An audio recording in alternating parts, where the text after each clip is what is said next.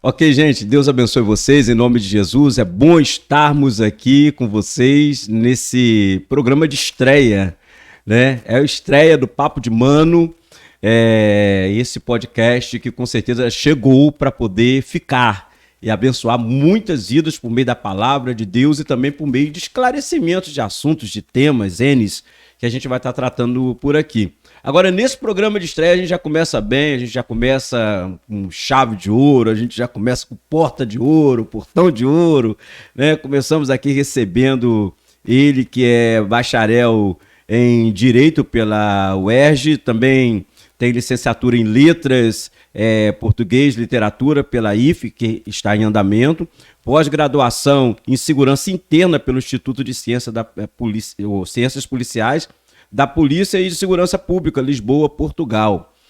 Ele é o Dr. Paulo Cassiano, que está aqui conosco hoje para essa estreia do podcast Papo de Mano. Dr. Paulo Cassiano, que prazer recebê-lo, amigo, irmão em Cristo, que bênção. Prazer todo meu, pastor. Eu estou muito feliz por estar aqui, muito honrado pelo convite que o senhor me fez. Eu já tive até a oportunidade de me dirigir ao senhor em outras ocasiões, né, e dizer da minha admiração. Então renovo aqui as minhas palavras de gratidão pelo convite, da honra por estar aqui no programa de estreia, né, pela confiança que o senhor depositou em mim, por me trazer aqui, e a minha admiração pelo senhor e pelo brilhante trabalho que o senhor desenvolve como homem de Deus, como líder, como pastor, dando testemunho à nossa comunidade aí. Que bênção, obrigado aí pelo carinho, obrigado aí por nos atender, né, nesse convite. E a gente vai começar aqui com as perguntas, porque podcast é para pergunta, é para bate-papo, é troca de ideias, é para interação, né, para informação, para compartilhamento. E a primeira pergunta já falei aqui que você é um delegado de Polícia Federal, né? E a primeira pergunta está relacionada a essa sua atuação, né, profissional. Quando que você se interessou por essa ideia de ser um agente da lei? Pastor, eu desde criança me interessei pela atividade policial. Né? Então, me tornar delegado de polícia, né, fazer o meu curso de direito com o objetivo de ser delegado de polícia, na verdade, a realização de um sonho que eu acalentei desde criança. Eu tenho os meus pais vivos, né, meus familiares vivos, eles são testemunhas disso. Eu, quando criança, brincava. Eu costumo até dizer isso quando sou perguntado. Eu brincava de polícia e ladrão.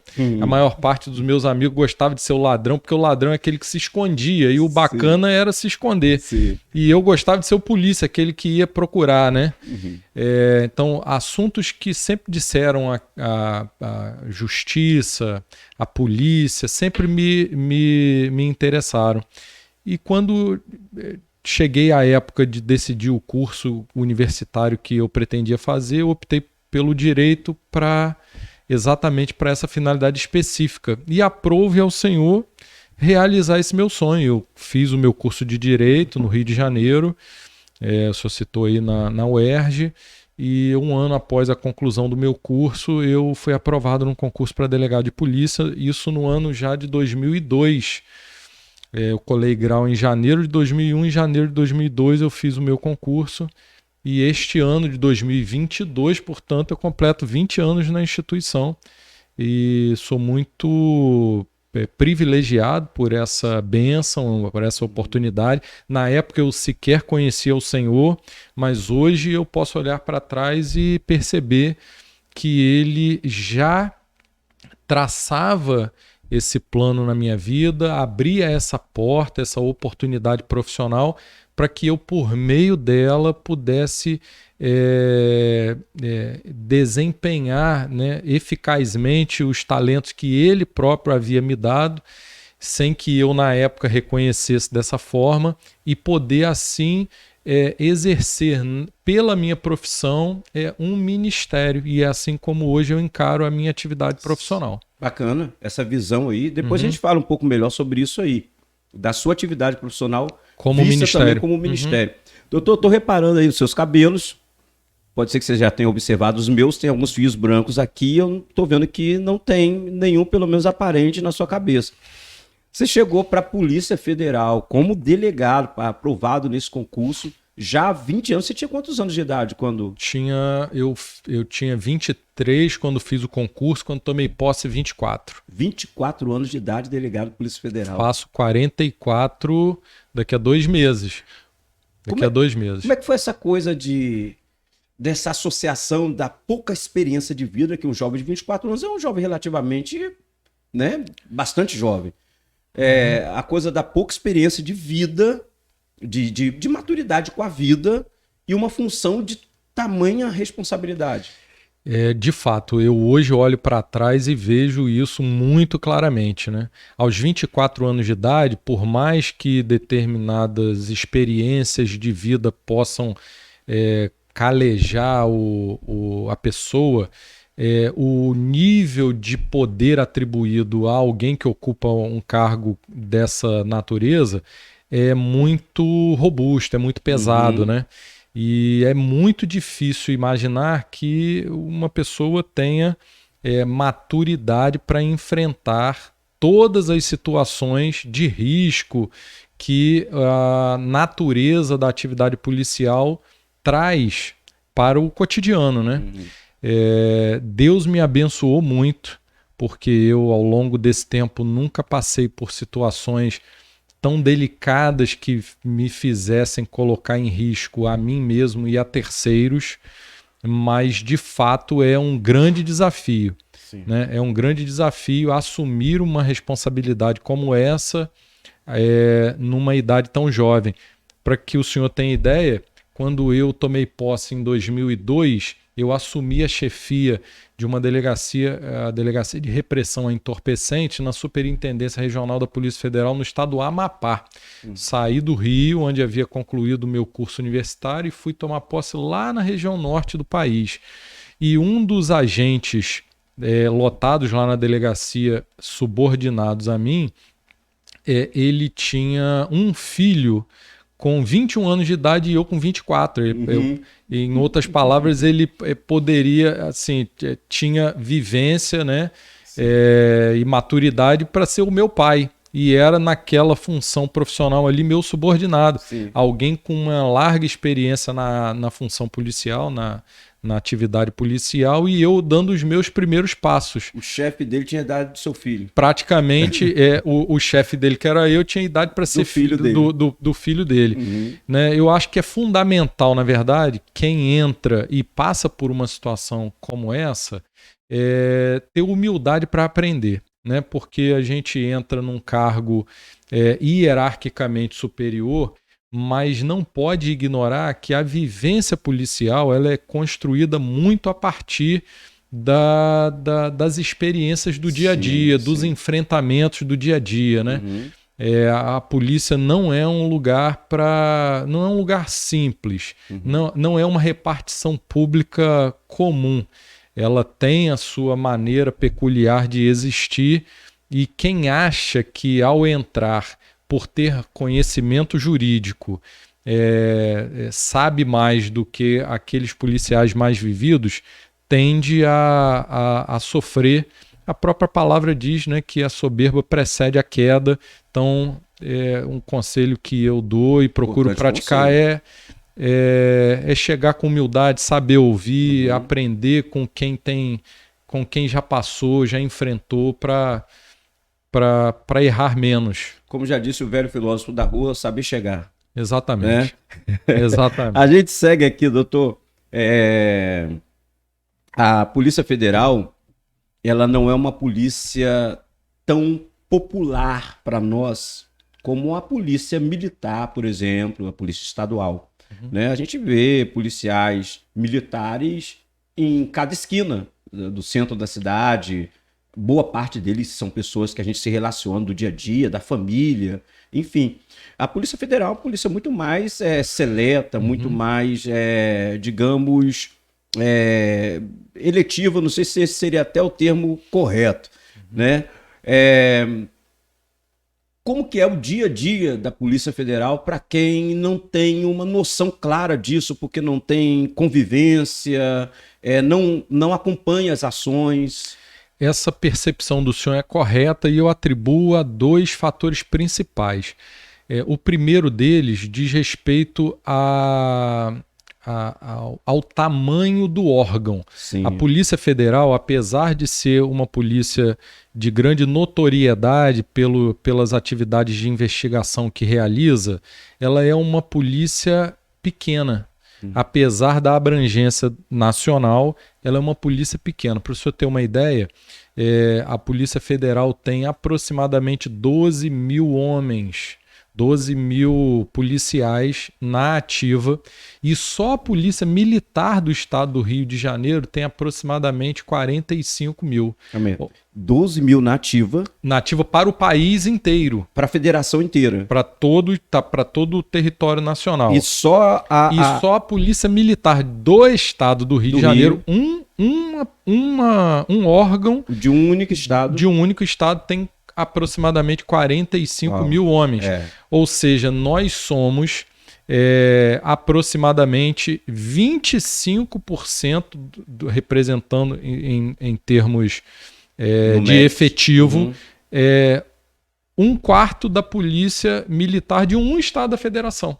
Então, quando o senhor fala, não, a gente vê policiais militares com frequência, eles fazem parte do nosso dia a dia, frequentam as nossas igrejas, a gente tem contato com eles, as viaturas estão circulando em cada esquina. Essa é uma realidade que os nossos olhos podem alcançar. O outro aspecto que atribui verdade a essa sua percepção diz respeito à natureza da atividade que realizam tanto a Polícia Militar quanto a Polícia Federal. A Polícia Militar é uma polícia ostensiva, de patrulhamento ostensivo, né? É uma polícia que nós chamamos de preventiva. Quando o senhor vê uma viatura da Polícia Militar, né, as pessoas tendem a enxergar nela uma face armada de autoridade do Estado, e a presença de uma viatura é ou deve ser, por si só, capaz de dissuadir a prática do crime. Né? A Polícia Federal, embora ela tenha também um caráter ostensivo quando operacionaliza as suas investigações, no dia a dia é uma polícia que atua repressivamente, o que significa dizer a polícia militar ela aparece, a Polícia Federal ela se oculta, né? Então nós trabalhamos com as investigações de maneira silenciosa, né?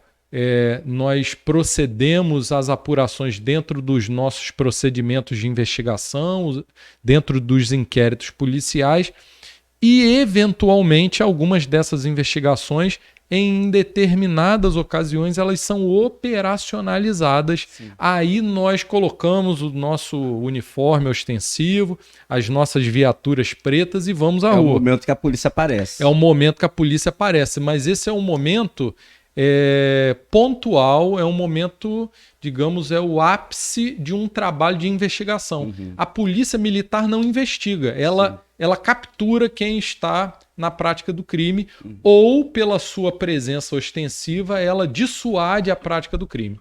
Quando o crime acontece, dependendo da natureza, ou ele é encaminhado para a Polícia Civil, ou ele é encaminhado para a Polícia Federal. Para tentar concluir, porque essa é uma pergunta bem vasta. Nós estamos aprendendo bastante. A Polícia Federal ela atua na repressão de crimes que dizem respeito a bens, serviços ou interesses da União Federal, das empresas públicas federais ou das fundações federais, e a Polícia Civil cuida do resto. Ou seja, a Polícia Federal tem o que é específico e a Polícia Civil tem o que é genérico. Entendo. Agora, você pontuou algumas áreas de atuação da Polícia Federal, mas a gente percebe, pelo menos pelos noticiários, que vocês se ocupam muito com o combate ao tráfico de drogas. Uhum. Isso, de certa forma, afeta as demais funções, as demais prioridades de serviço, esse crescimento do consumo e do tráfico de drogas no país e a dedicação de vocês a combater isso? Então, tradicionalmente, a Polícia Federal ela sempre teve uma atuação muito destacada na repressão ao tráfico de drogas.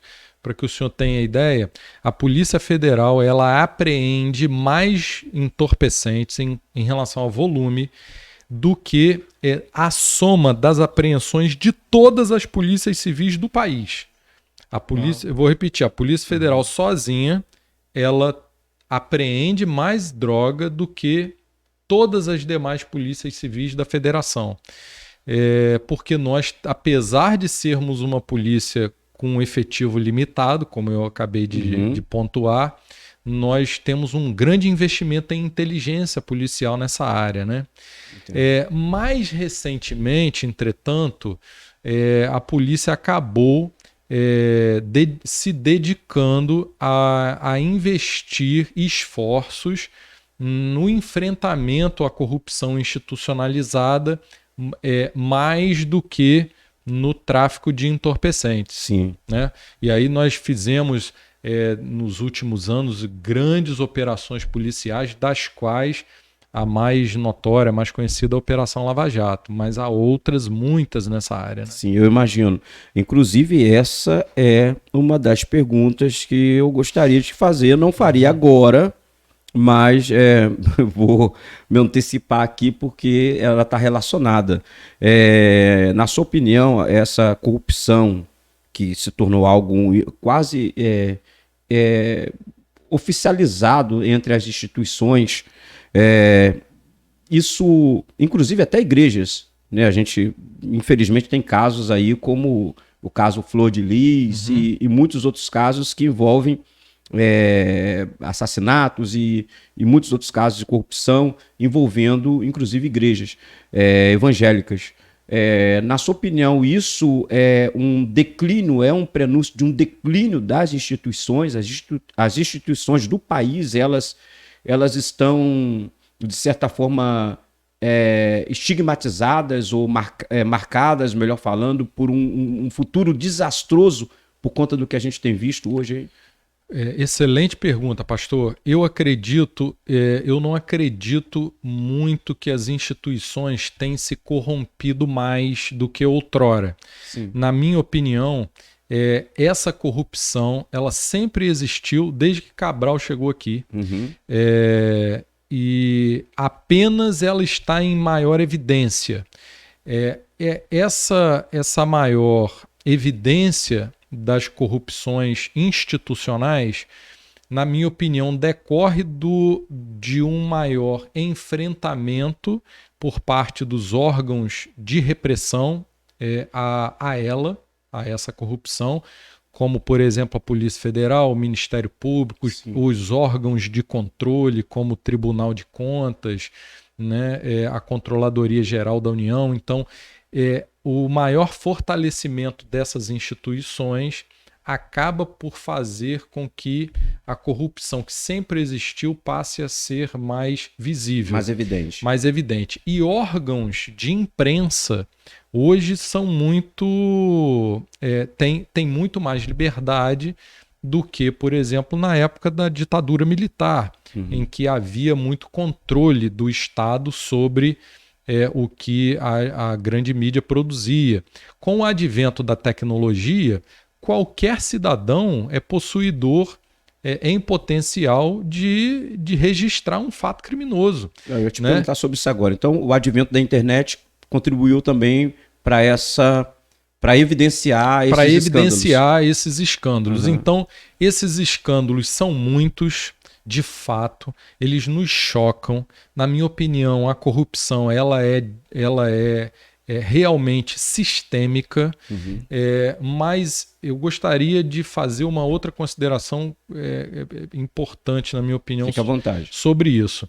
Eu acredito que, infelizmente, isso não melhorará muito, porque por mais que as instituições elas se aperfeiçoem no combate à corrupção, a corrupção ela não é um fenômeno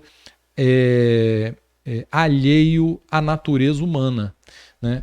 Ela não está nas instituições e o ser humano está fora, né? Ela está dentro do ser humano, né? E o ser humano é que integra essas instituições.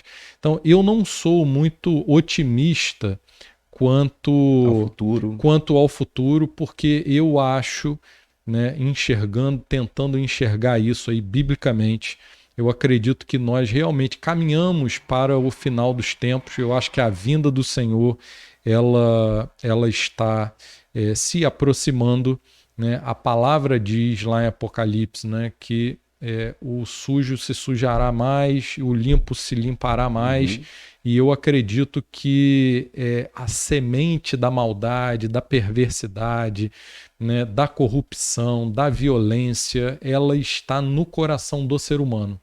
Se esse ser humano não se rende ao Senhor, ele naturalmente capitulará a esse potencial de maldade que habita nele, que está permeando o mundo, né? O mundo ele é governado aí pelo maligno, o mundo jaz no maligno, né?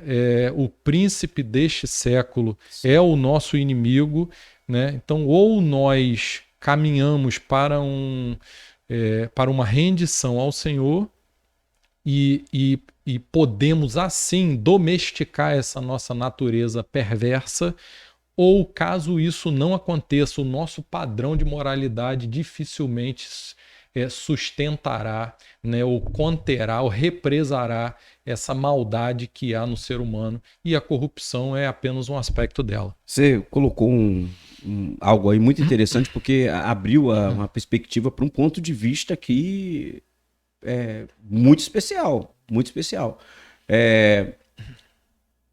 Nós acabamos tendo uma visão dualista quando olhamos para a corrupção dentro das instituições, como se fosse de fato exatamente como você colocou: instituição corrupta, homens não corruptos reclamando das instituições corruptas, mas a corrupção ela existe nas instituições exatamente porque elas são compostas por seres humanos dos quais a corrupção repousa, né? E repousa desde o pecado original de Adão. O homem se corrompeu e o homem, por natureza, é um ser corrompido, né? E tudo que o homem se envolver sem Deus vai conduzi-lo naturalmente para a corrupção. É uma perspectiva muito interessante e inteligente, né, a respeito desse fenômeno da corrupção dentro das instituições. Mas aí isso aí também não despertaria uma responsabilidade muito maior da igreja de ser um referencial, como que uma espécie de antídoto para essa corrupção social, humana? Eu tenho certeza de que o Senhor cria uma expectativa de que a igreja seja esse farol, de que seja esse sal, de que seja essa luz, né? A igreja ela precisa exercer profeticamente o seu chamado, né? O anúncio e a denúncia de que vivemos nesse mundo caído, de que esse mundo não tem salvação por práticas de boa conduta, de que apenas há, e o anúncio, a denúncia disso e o anúncio de que a salvação ela precisa apontar necessária e exclusivamente para o Senhor Jesus. Eu não acredito, pastor, né, numa visão maniqueísta de homens de bem, né, que olhem para criminosos como os párias da sociedade, que são os maldosos, né?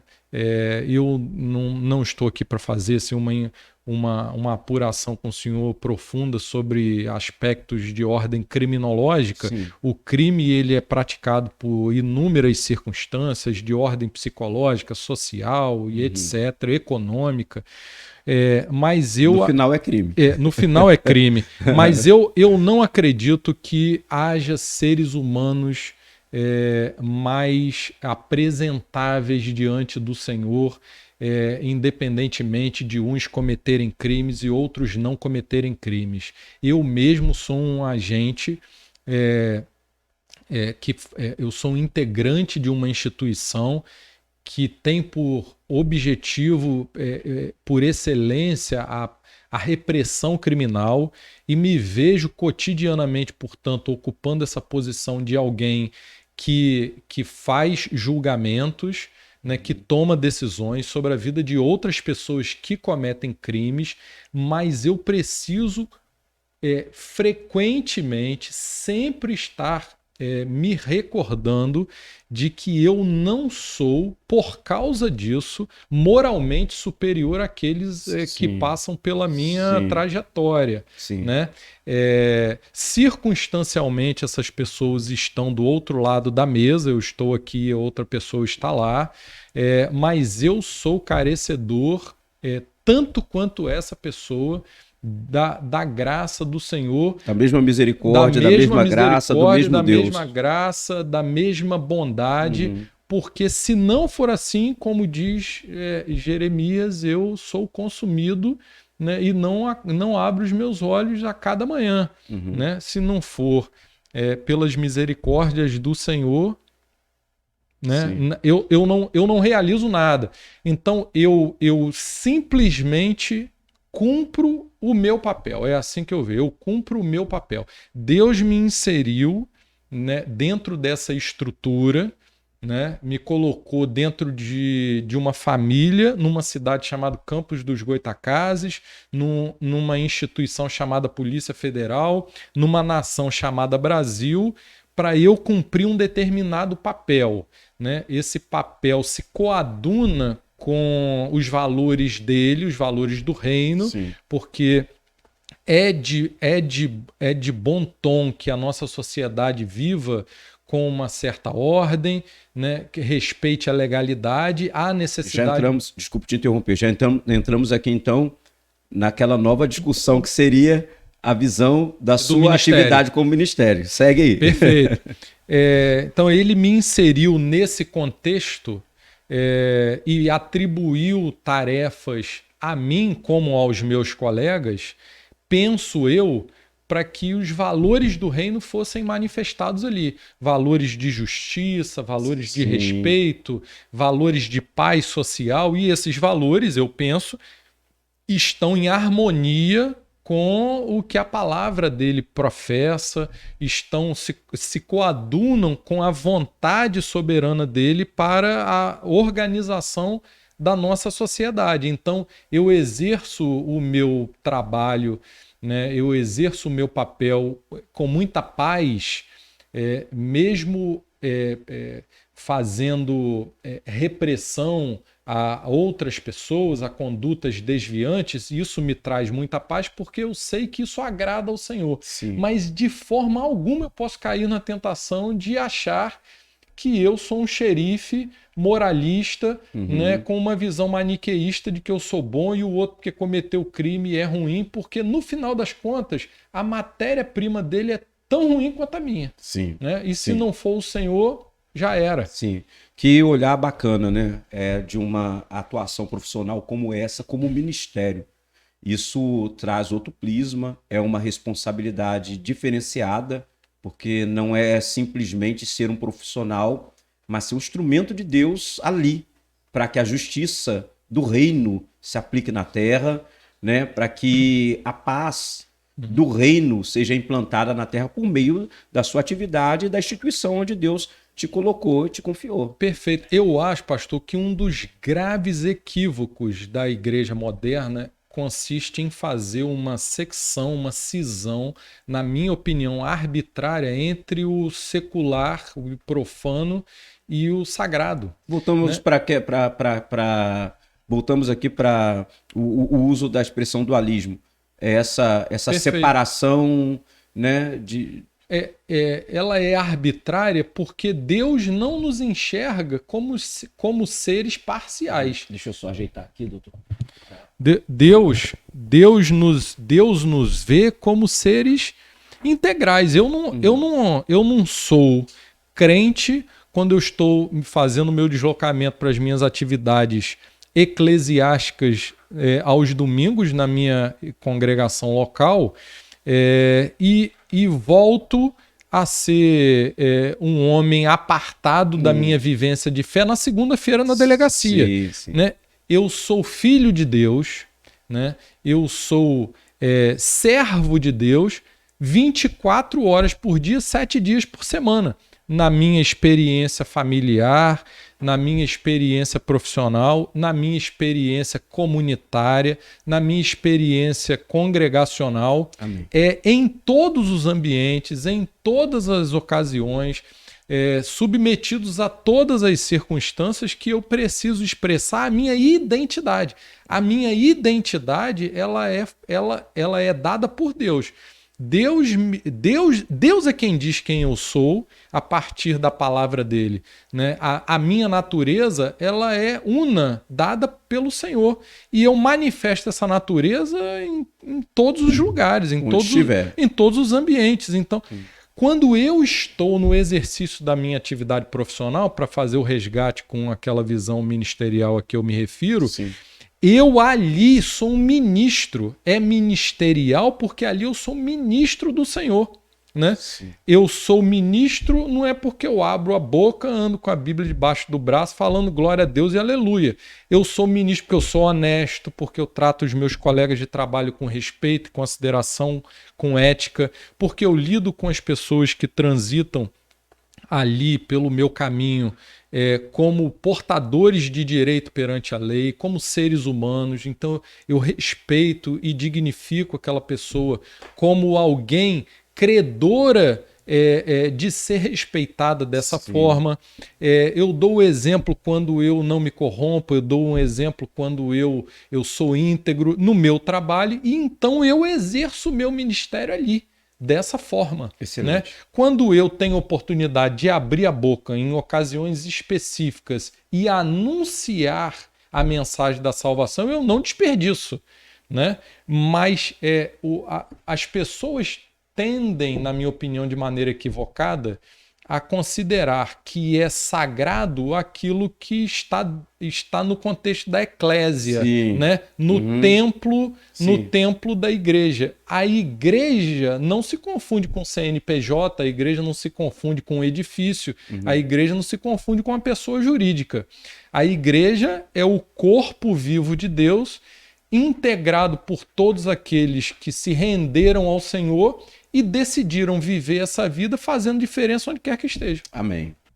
Doutor, eu te perguntar a respeito das incursões mais violentas, aquelas que precisam de uso da força, enfrentamento, e como que você consegue viver e relacionar essa realidade, à sua realidade de fé. Mas eu acho que, de certa forma, você já respondeu isso aqui em partes, né? Mas se quiser comentar mais um pouquinho sobre isso... Pastor, eu acho que essa não é uma questão que faz tanto parte do meu cotidiano, do meu dia a dia, porque pela natureza da atividade, a Polícia Federal ela não está no enfrentamento da violência urbana.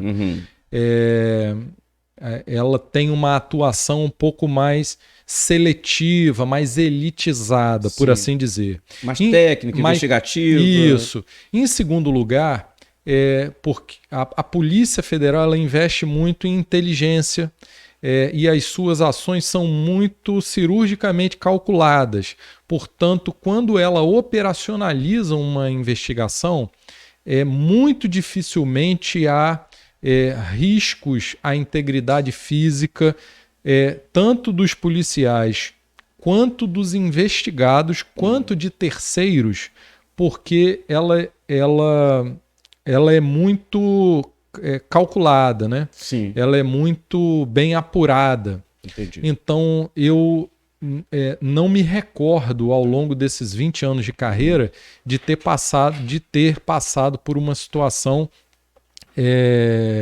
em que eu precisei fazer uso da força, né? Normalmente a Polícia Federal ela consegue alcançar os seus objetivos jurídicos pelo uso bem moderado da força, né? Mas se eu me visse diante de uma situação em que eu precisasse, por exemplo, efetuar um disparo de arma de fogo, né, ou um confronto físico que resultasse em alguma violência, né, eu me sentiria amparado do ponto de vista espiritual pelo fato de estar abrigado pelo ordenamento jurídico. A Polícia Federal é uma instituição dentro dessa estrutura maior do Estado brasileiro, organizada por regras, né, previstas constitucionalmente, e esse uso adequado da força, esse uso moderado da força é previsto pela própria legislação e faz parte da natureza da própria atividade policial. Não há polícia no mundo que dispense o uso da força, porque se for assim, nós nos tornamos um órgão de mero aconselhamento. E, na verdade, nós somos um órgão repressivo por natureza. Sim. Mas você falou que das estratégias, das ações muito inteligentes, bem planejadas, bem elaboradas, e que até pela organização e o planejamento dispensam a aplicação de força. Mas já aconteceu contigo, especificamente, alguma situação assim de embate? Já aconteceu, de que eu me recordo que salte assim aos meus olhos, aconteceu em 2014. Em 2014, na Universidade Federal de Santa Catarina, uma operação policial que eu conduzi, que eu liderei, que resultou num enfrentamento entre policiais federais e militares que estavam lá sob meu comando, com servidores, professores e estudantes daquela instituição de ensino, que veio a resultar em lesão corporal a policiais. Greve e ocupação? Não, foi uma resistência a uma operação, a uma investigação que nós fazíamos dentro do campus universitário, de repressão a entorpecentes. A gente sempre que ouve falar sobre esse tipo de resistência de professores ou universitários dentro do campus, eles sempre apresentam um embasamento do espaço do campus ser um espaço restrito e que limita atuações da polícia. Isso é legal? Absolutamente equivocado isso, né? A universidade, ela é uma instituição pública que integra o Poder Executivo no Ministério da Educação, dentro de uma estrutura maior do Estado brasileiro, submetida, portanto, a regras desse mesmo Estado. A universidade, ela não é uma embaixada. Ela não é uma representação diplomática dentro do Estado brasileiro, submetida a regras próprias, às quais a polícia não teria acesso, né? Pelo contrário, um crime ocorrido dentro de uma universidade federal, ela depende, evidentemente, de uma repressão federal feita pela Polícia Federal. Há uma confusão a esse respeito que parte de uma análise jurídica completamente equivocada da autonomia universitária. A autonomia universitária, ela existe, ela é assegurada constitucionalmente. Entretanto, ela é uma autonomia para a gestão dos negócios da universidade. Ela é uma autonomia orçamentária, ela é uma autonomia administrativa, mas ela não torna a universidade um organismo alheio à aplicação da lei penal brasileira, processual penal brasileira. Não é uma embaixada dentro do Brasil. Certo.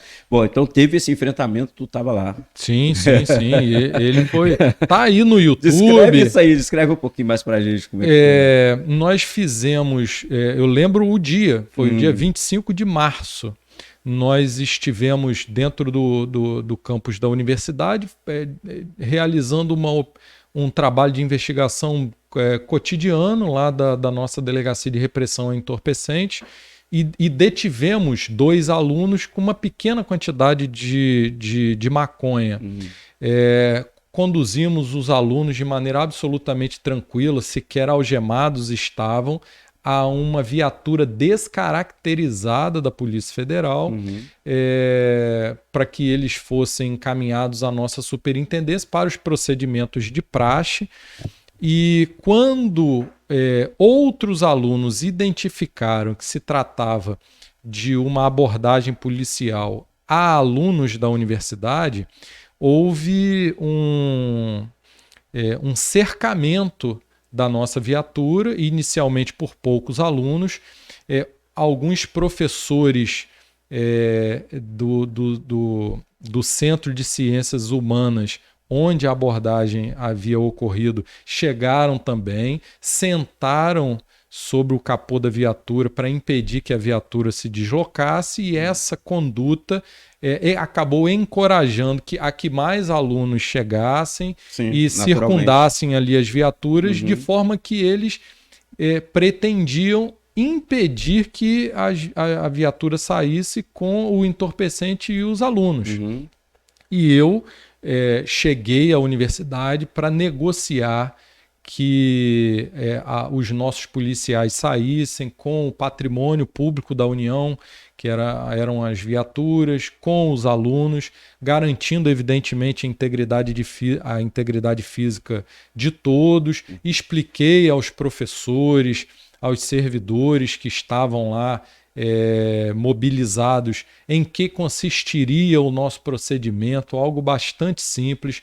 Esses alunos não permaneceriam presos, porque a própria legislação atribui um caráter de pequeno potencial ofensivo a essa conduta de porte de pequena quantidade de entorpecente, mas nada foi suficiente para convencê-los a permitir que a polícia simplesmente fizesse aquilo que era do seu dever fazer.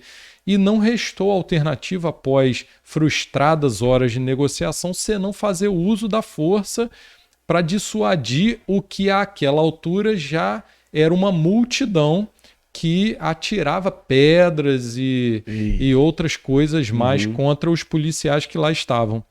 Depois o senhor procura isso aí no YouTube. Vou procurar para ver essa cena aí. Quem sabe a gente isso virou matéria no Jornal Nacional. Eita, pra você ter ideia. Quem sabe a gente joga isso aqui na edição aqui. Viraram a viatura, capotou. A viatura deu PT, a gente perdeu a viatura. Foram duas viaturas. Uma nossa e a outra da própria segurança da Universidade Federal. Sim. Pedras, bomba de efeito, o pau quebrou lá. Olha, a gente precisa de uma segunda vinda sua aqui.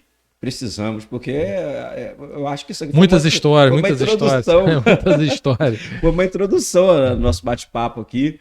E uma pergunta que já me salta à mente aqui é: por que universidades, tratando aqui universidades públicas, federais ou estaduais, mas por que um ambiente acadêmico, um ambiente de formação dos profissionais que vão influenciar as camadas da sociedade? Porque esse ambiente é um ambiente tão que se identifica tanto com o consumo de drogas, com festas regadas, os campos com festas regadas a drogas? Por que essa associação, essa proximidade de coisas que parecem ser tão antagônicas, tão... Enfim. Eu acho que isso passa, pastor, pela ideia de que a universidade é um ambiente de pluralidade e liberdade irrestrita. Sim, né?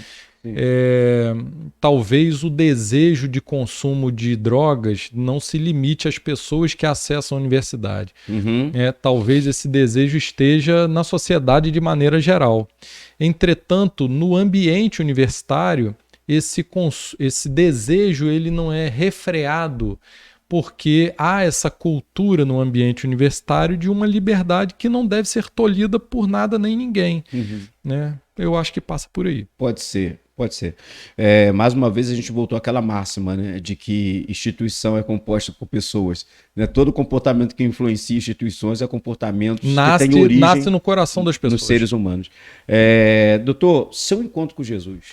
Vamos falar um pouquinho sobre isso? Você falou que quando ingressou na Polícia Federal... ainda não tinha tido essa experiência. Verdade. Quando que ela se teve? Como que foi? Então, eu nasci numa família culturalmente cristã.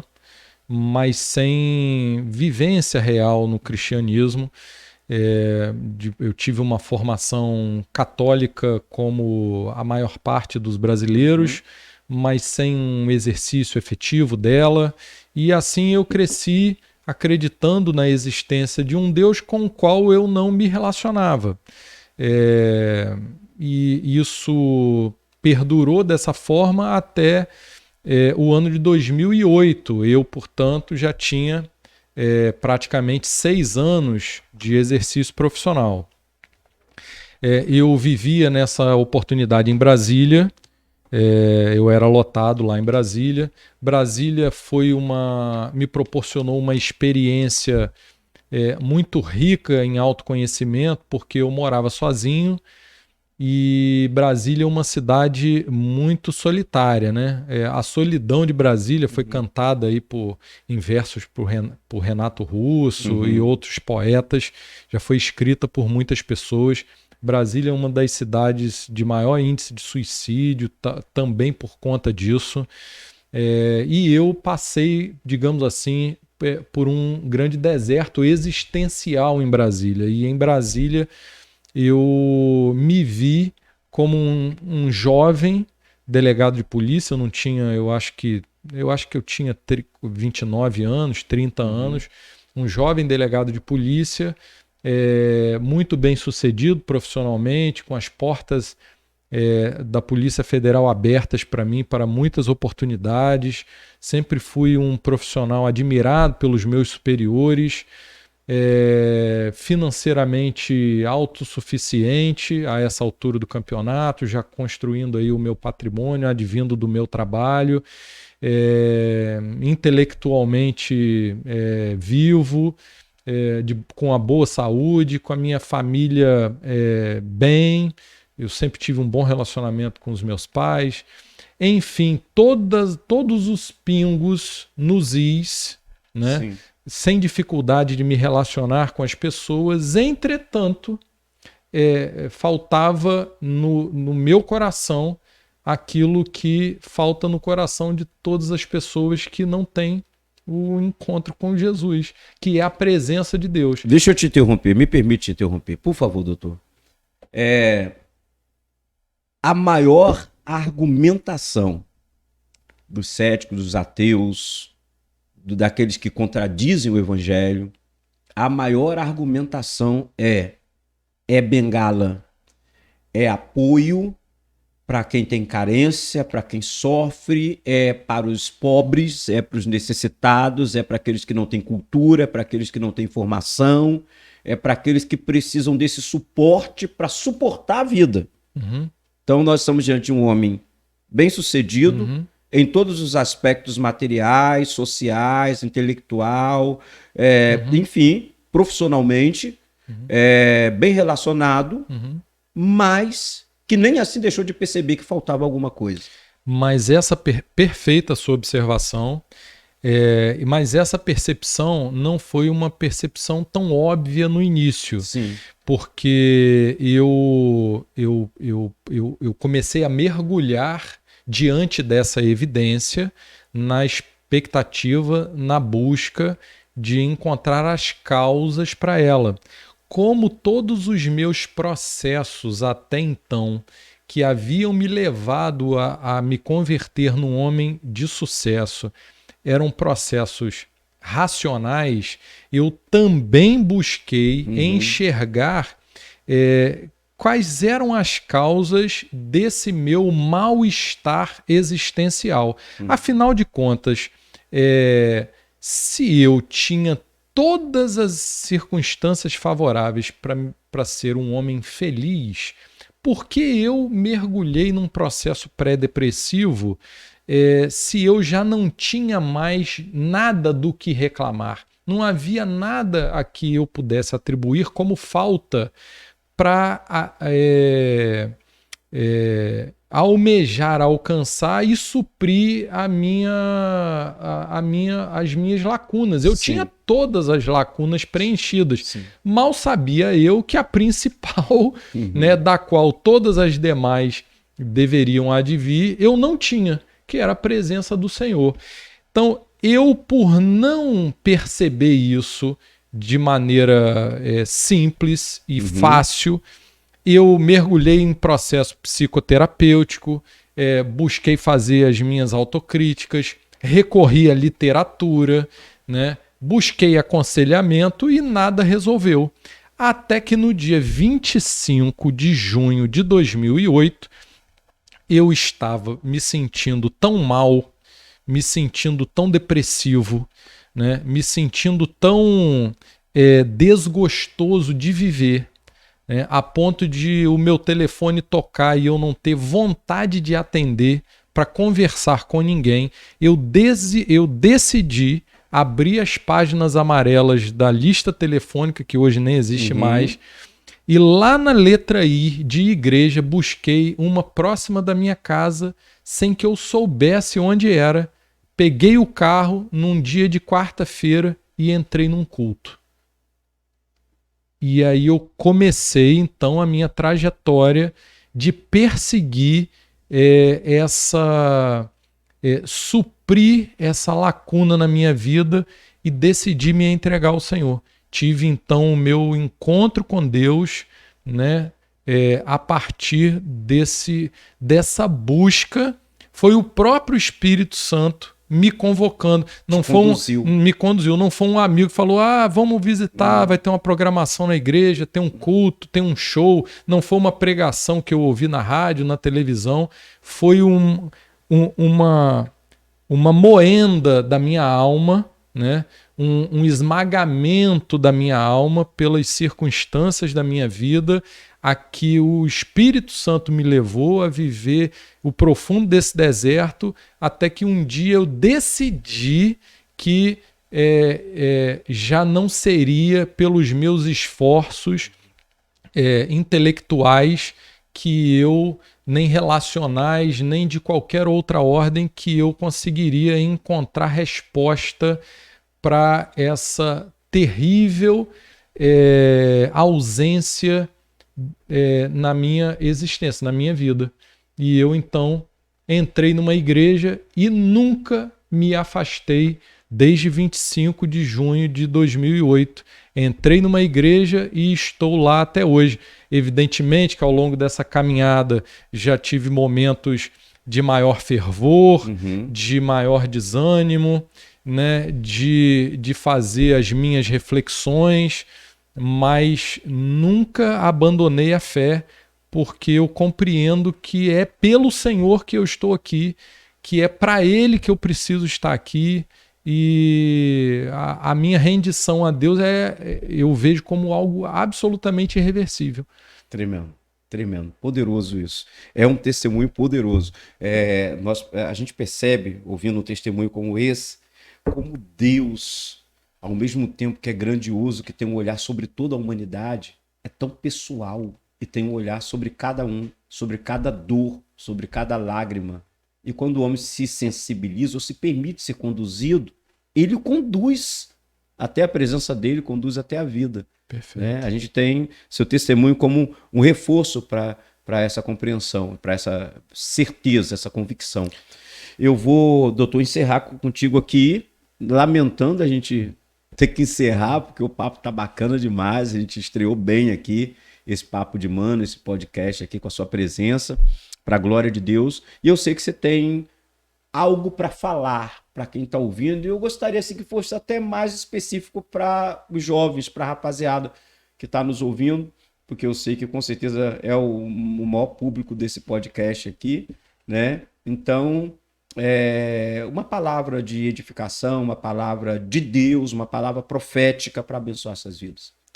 Amém. Primeiro, pastor, eu gostaria nessas minhas considerações finais, me despedir aqui do senhor, agradecendo mais uma vez por essa oportunidade. De fato, assim, eu repito com a maior sinceridade, um grande privilégio para mim, uma honra. Tenho uma grande admiração pelo senhor, pelo seu trabalho. Obrigado pelo carinho. Eu desejo realmente que o Senhor venha a fazer prosperar esse projeto, né? O Papo de Mano, até estava falando com o senhor aqui nos bastidores, o quão criativo eu achei esse nome, né? Gostei bastante aí do bonequinho, né? Bem parecido realmente com o senhor. Só falta deixar o cabelo crescer de novo, o Black Power. Então, que o Senhor possa abençoar, né? Multiplicar, né? E que mais pessoas venham, muitas pessoas acessem, compartilhem, e que essa voz seja levada aos 4 cantos da nossa nação. A palavra que eu gostaria de deixar para quem nos ouve, para os jovens e os não jovens, decidam por Jesus. Decidam por Jesus diariamente. Decidam por Jesus nos dias bons, decidam por Jesus nos dias ruins. Decidam por Jesus quando o coração está aquecido, decidam por Jesus quando o coração está esfriando, decidam por Jesus sempre. E os jovens que tenham uma ambição, que procurem se conhecer, né, identificar os seus talentos, admitir os seus potenciais. Todos nós temos um tesouro escondido que merece ser escavado, que foi o próprio Senhor quem nos proporcionou, para que esse tesouro seja desabrochado, seja amadurecido, seja lapidado, seja utilizado pelo próprio Senhor como um instrumento para edificação de coisas relevantes na sociedade. A nossa sociedade tem vivido, conversávamos sobre isso também, né, agora há pouco, tem vivido um tempo de muita superficialidade, de produção de conteúdo muito raso, e eu acredito que nós temos total capacidade de fazer diferente, de levar mensagens que sejam capazes de transformar vidas. Então, jovens estudem, se preparem, abracem uma profissão, sejam relevantes onde estejam, procurem se conhecer, respeitar as pessoas, se engajar no que a igreja local faz. Amém. É isso. Amém. Sabe as palavras. Obrigado. Doutor Obrigado pelo carinho. Paulo Cassiano. Mais uma vez, viu? Que o grande Senhor admiração abençoe. também por você, pelo seu trabalho. Que Deus continue te abençoando. A todos nós, a vocês que acompanharam aqui esse podcast. Forte abraço e aguardem aí, tá, gente? Porque na sequência a gente já vem aí com outro podcast, outro entrevistado aqui para abençoar a sua vida e marcar a sua vida para a glória de Deus. Um forte abraço, fiquem na paz. Até lá.